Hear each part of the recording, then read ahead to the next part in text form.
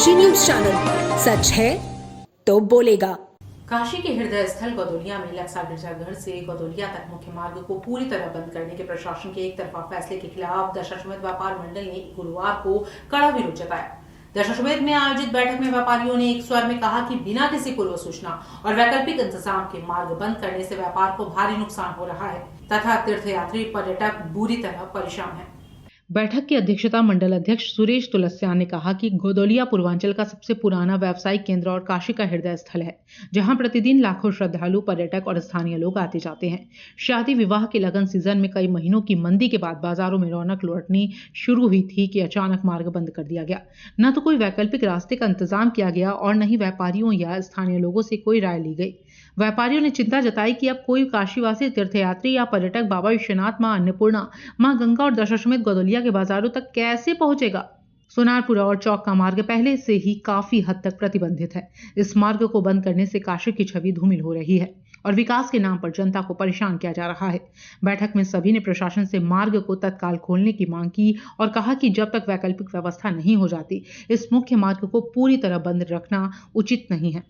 बैठक में मुख्य रूप से संरक्षक अशोक जायसवाल, श्री नारायण खेमका, महामंत्री दीपक वासवानी, अनिल सेठ, वीरा यादव, प्रेम पेशवानी, जयकिशन खत्री, जितेंद्र आर्य, मन्नू जसवानी, भगवान दास जाजानी, सुशील मोहनानी, महेश पोद्दार, दीपक जादवानी सहित सैकड़ों प्रमुख व्यापारी मौजूद रहे। देखिए, आप लोगों के संज्ञान में है कि गिरजाघर से गौदोलिया रास्ते को दोनों तरफ से पूरी तरीके से बंद कर दिया गया है। पूर्वांचल का सबसे बड़ा व्यावसायिक केंद्र गौदोलिया दशाश्वमेध है। काशी की पहचान गौदोलिया दशाश्वमेध है। यदि काशी को हेरिटेज कहा जाता है तो वो भी गौदोलिया चौक के कारण ही कहा जाता है। क्योंकि काशी में कोई भी यात्री आवे, पर्यटक आवे, तीर्थ यात्री आवे, फॉरेनर आवे, कोई भी पूर्वांचल से, बिहार से व्यापारी आवे, उसको गौदोलिया आना है। जो प्रशासन द्वारा ये निर्णय लिया गया, ये अविवेक पूर्ण आदेश पारित किया गया बगैर कोई वैकल्पिक व्यवस्था बनाए बगैर, ये बहुत ही निंदनीय है। इससे यहाँ की जो लोकल जनता है और स्थानीय व्यापारी है, सब बहुत बुरी कदर पीड़ित है।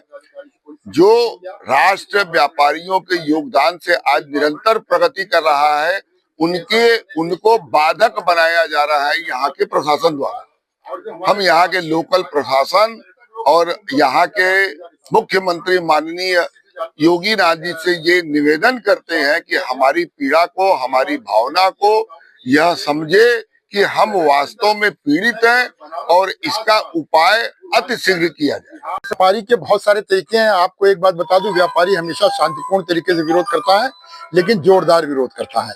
आज हमने अपनी एक बैठक करके आप लोगों के माध्यम से बातें बताने की कोशिश की है। यदि नहीं होगा तो इसके बाद हम लोग को जुलूस निकालना होगा या धरना देना होगा, हम वो भी देंगे। पूरे क्षेत्र के नागरिक इस समस्या से बहुत बुरी तरह प्रताड़ित है, हम उनको भी अपने साथ में जोड़ेंगे। यदि नहीं होगा तो हमको अपनी दुकानें बंद करने का नौबत आएगी तो हम वो भी बंद करेंगे।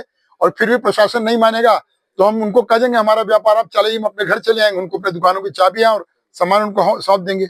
हमारे पास क्या साधन और कोई उपाय नहीं है।